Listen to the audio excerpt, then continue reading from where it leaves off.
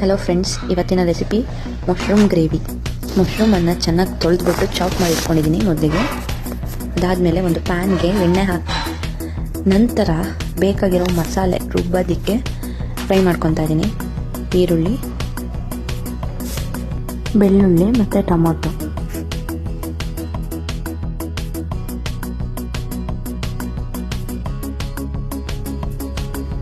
ನಂತರ ಅದೇ ಪ್ಯಾನ್ನಲ್ಲಿ ಮಶ್ರೂಮ್ಗೆ ಸ್ವಲ್ಪ ಅರಿಶಿನ ಹಾಕಿ ಚೆನ್ನಾಗಿ ಮಿಕ್ಸ್ ಮಾಡಿಕೊಂಡು ಫ್ರೈ ಮಾಡ್ಕೊತಿದ್ದೀನಿ.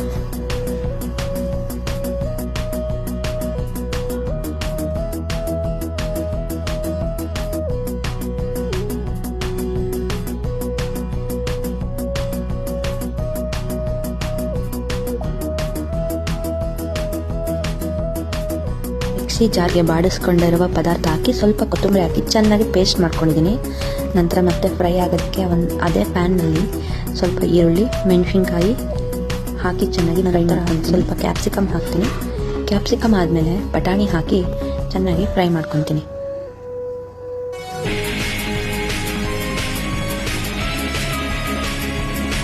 ಅದಾದಮೇಲೆ ರುಬ್ಬಿರುವಂಥ ಪೇಸ್ಟ್ ಹಾಕಿ ಚೆನ್ನಾಗಿ ಮಸಾಲೆ ವಾಸನೆ ಹೋಗೋ ತನಕ ಚೆನ್ನಾಗಿ ಫ್ರೈ ಮಾಡ್ಕೊತೀನಿ.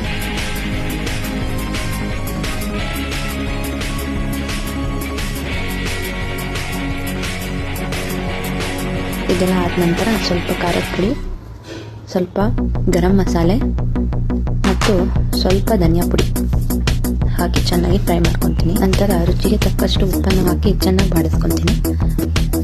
ಅದಾದಮೇಲೆ ಹುರಿದಿಟ್ಟಿರುವ ಮಶ್ರೂಮ್ನನ್ನು ಆ ಮಸಾಲೆಗೆ ಹಾಕಿ ಚೆನ್ನಾಗಿ ಮಿಕ್ಸ್ ಮಾಡ್ತೀನಿ. ಪ್ಲೇಟ್ ಕ್ಲೋಸ್ ಮಾಡಿ ಚೆನ್ನಾಗಿ ಎಣ್ಣೆ ಬಿಡ್ಕೊಳ್ಳೋ ತನಕ ಫ್ರೈ ಆಗೋಕ್ಕೆ ಮೊಸರು ಬೇಕಿದ್ರೆ ಹಾಕೋಬೋದು.